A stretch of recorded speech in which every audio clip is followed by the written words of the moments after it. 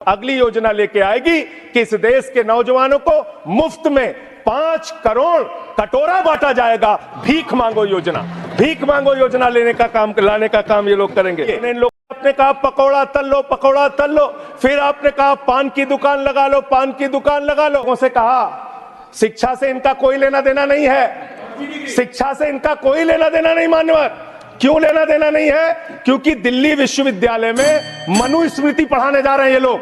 मनुस्मृति पढ़ाएंगे कि दलितों के, पिछड़ों के, जिनको आप शूद्र कहते हैं, अगर वो श्लोक सुन लेंगे तो उनके कान में पारा आप कैसे डालेंगे, ये पढ़ाई आप कराने जा रहे हैं। अरे अभी हमको जेल में भेजा है, कल तुमको जेल में आना है, तुम सबको जेल में आना है। अभी 240 पे पहुंचे हो, कल 24 पे पहुंचोगे, इसके बाद 2 पे भी आओगे। आप कहते हैं आप दुनिया की 5वीं बड़ी अर्थव्यवस्था है। अरे ये तो सच्चाई बताइए कि ये 5वीं बड़ी अर्थव्यवस्था किसके लिए है? आपने चंद पूंजीपतियों का 16 लाख करोड़ रुपए माफ किया, ये इस देश की सच्चाई है। आपने 16 लाख करोड़ रुपए पूंजीपतियों का माफ किया। आपने 14 देश के प्रधानमंत्रियों ने जितना कर्जा लिया उससे दोगुना कर्जा अकेले आपकी सरकार ने लिया। आपने 150 लाख करोड़ रुपए कर्जा लेने का काम किया, देश को कर्ज में डुबाने का काम किया। बेरोजगारों को उम्मीद थी, 10 साल में आपने कहा था मान्यवर 20 करोड़ नौकरियां देंगे, 20 करोड़ नौकरियां आपने नहीं दी।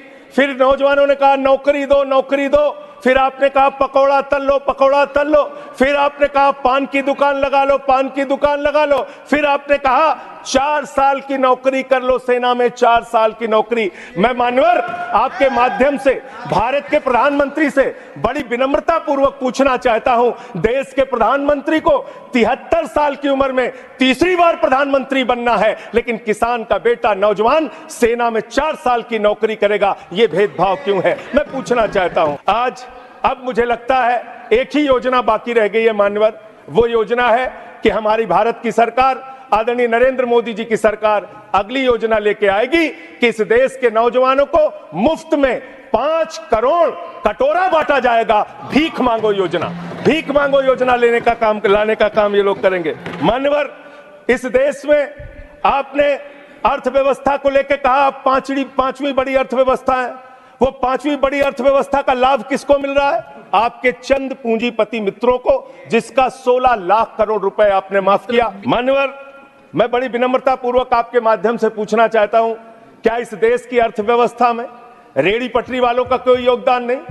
जो 10 करोड़ रेहड़ी पटरी वाले पूरे देश में हैं, उनका कोई योगदान नहीं है क्या मान्यवर? वो भी सरकार को टैक्स भरते हैं। आपकी सरकार उनको भी फूटी आंख से देखना नहीं चाहती। आपने रेहड़ी पटरी वालों को कहा अपने नाम के आगे नेम प्लेट लगाओ, हिंदुओं की, मुसलमान, दलितों के पीछे आदिवासी हो, क्या हो ये बताओ। मैं पूछना चाहता हूं, आपके माध्यम से सरकार के कहना चाहता हूं मान्यवर, अगर नेम प्लेट लगवाना है तो लगवाइए गले में नेम प्लेट।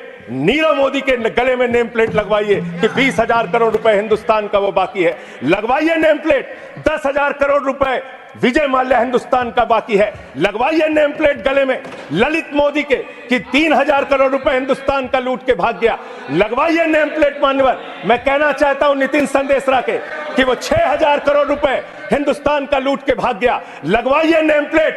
अडानी के कि 2.5 लाख करोड़ रुपए का कर्जा आपने एक आदमी को दे रखा है, लगवाइए नेम प्लेट उन पूंजीपतियों को जिन्होंने हिंदुस्तान की बैंकों को खाली करने का काम किया। मान्यवर, कोई अपने ढाबे के आगे अगर वाल्मीकि ढाबा लिखेगा तो आप लोग उसके यहां खाने नहीं जाओगे। मैं जानता हूं आपकी मानसिकता, आप वो लोग